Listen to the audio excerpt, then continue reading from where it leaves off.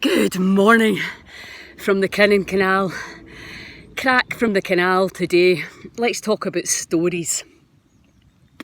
The stories that we make up, the stories that other people make up, the stories that we buy into, and the stories that can help ourselves and the stories that can really help to destroy ourselves.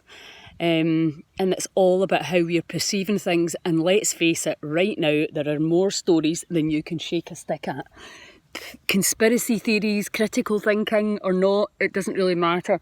It's just tons and tons of different points of view, different perceptions getting put out, getting sent to you. And ultimately, as I keep banging on about, it's up to us what we choose to put our focus and attention on, because that's the information our cells are going to get, and that's information everybody else's cells are going to get. Now, is fear useful? Clearly, fear can be very useful to help us get out of really dire situations. But right now, fear is only keeping us away. We can be controlled much more easily if we're in fear than if we're in love and we're just kind of looking at things and trying to work out what's right and what's wrong. Whereas if we're in sheer terror, we're going to attack, we're going to react, and we're going to make ourselves very, very unhappy and everybody else around us. So the letting go of the fear, for me, has got to be the very first thing. And then choosing what story, what reality are you going to look for? The worst case scenario is they're going to vaccinate us all, chip us all, take away all our civil liberties, our freedoms that we've taken for granted. That's the worst case scenario. Half of us are going to die as they depopulate the planet. Is that a potential in the field? Of course, every potential we can dream up is a potential in the field.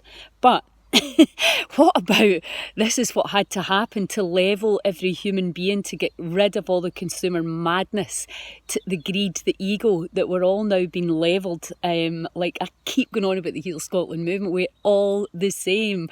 We all have the same inner powers. So what if the best case scenario is we're now starting to have to take a look at our lives and what's really important for us and our loved ones and what we're doing with our lives, and you know, again, living with my mum and realising, God, you know, it's, what have I done? What have I actually done with my life? Have you made a difference? Did you help others? Did you destroy others?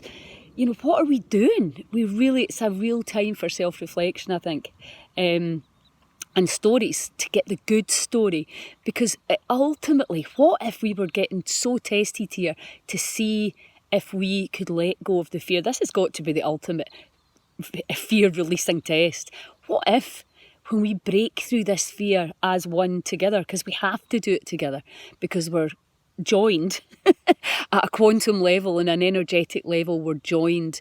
And when we see through this illusion of separation, that, you know, there's competition and things to be terrified of, and we just all come together as one, we can rise and we can live in a completely different frequency, a different reality. And it all starts here with a thought. If you've been into the law of attraction or any of that kind of stuff where you are the creator of your destiny, well, now is the time for us to co-create together. But we have to let go of the fear first and then see. Don't judge, don't jump to any conclusions, don't condemn, just watch and allow whatever's to come up when you let go of the fear. So let's just do a quick release. So just breathe. And just check in with the body. What's there? And just dive in to any stress. Dive in and out the other side. And welcome any negative thoughts and feelings, judgments, and just let it go.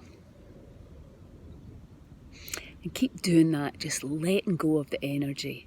Allow yourselves to expand and release, and have an awesome day. Ciao.